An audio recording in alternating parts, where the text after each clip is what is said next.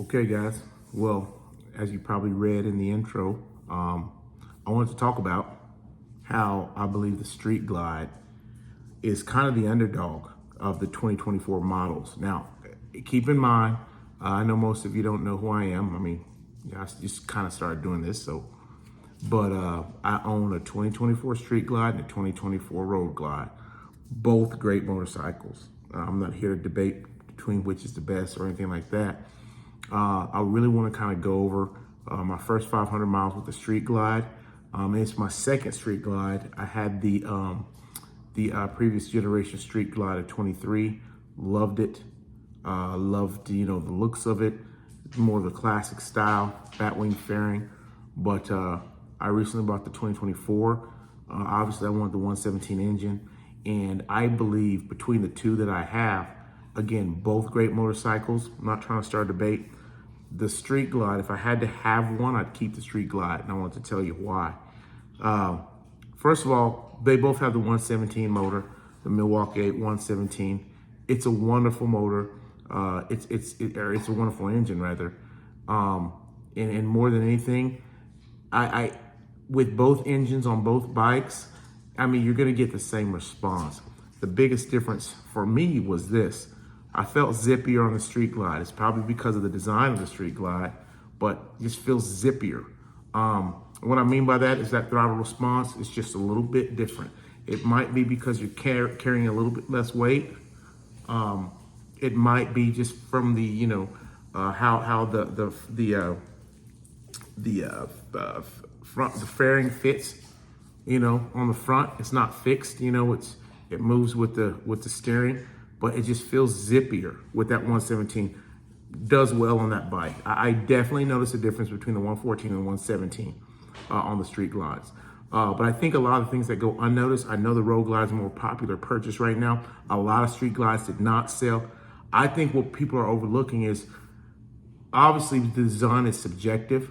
It's a beautiful design to me, but moreover, it's the feel of the cockpit, as I call it, the cockpit.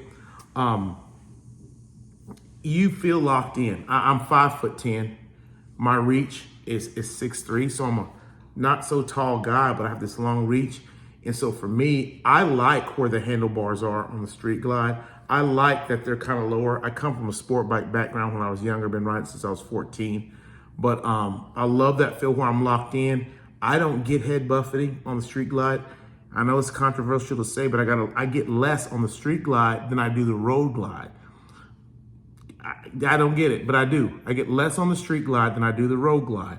And that the rider triangle, I can sit on that thing and an hour's passed and it feels like I just jumped on it. I'm very comfortable. No lower back pain or strain on the 23 Street Glide. I did get some of that. It's probably because of the seat. Love the seat on both of them. And I'm telling you guys, if you're like me, maybe all 5'10" guys that have, long arms, you're gonna love the way that Street Glide feels, and that responsiveness, that zippiness of that 117 make it special. I did have the dealership adjust the suspension. That's one thing that if you're buying one of these new from the dealership, don't leave until you work with them. Have them show you how to adjust that suspension the first time. Give them your weight, give them your real weight. If you're a 1-up or 2-up rider, I'm 1-up most of the time. I mean, I haven't taken someone 2-up since I was a teenager. But have them adjust that, and then you get on that thing, and it's not as, I dare say, it's not as good as suspension. Don't kill me, guys, but I used to have an Indian Challenger. Not as good as suspension as the Indian Challenger, but way better, significantly. I'd say 30% better than the 23 Street Glide Special.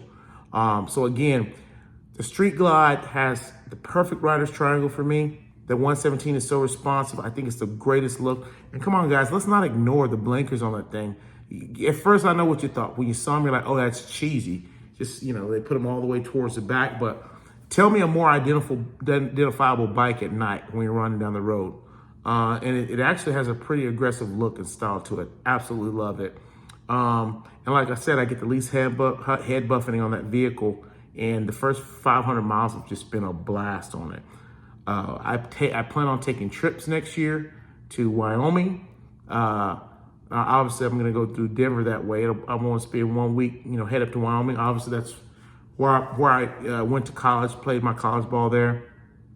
I also want to take one to Austin to go visit my oldest son. Those are my 2 trips I'm planning next year. And if I have time with work, I'm going to try to make Bike Week, Florida Bike Week, Daytona Bike Week, that is. But at any rate, and I got to tell you guys, quite honestly, at this point, I think, if I have to take one bike, I'm going to take the Street Glide. Now, if I get all 3 trips in, I'm going to at least take the Road Glide on one of them, just so I can really do a comparative analysis. I'll share that with you guys. I will speak to it. But again, I think the Street Glide, I don't know if I did it much justice in this discussion, but that Street Glide is something special. I definitely think it's an underdog. I think it's far underrated when you see all the, popular media talking about the Road Glide. And sometimes you just kind of get on a trend. Street Glide's amazing, guys. And I've seen a couple fellows buy the Street Glide here and talk about it. It's a wonderful bike. I did get the Whiskey Fire, as you can see in some of my other videos. I'm falling in love with it, man. And again, don't get me wrong, my Road Glide is a special bike. I bought what I felt were the 2 best looking models in each.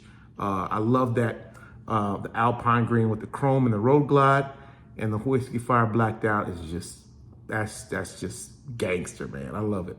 Sit back and listen to my music. Further upgrades I'll probably be doing, I will, and I'll share them on the channel.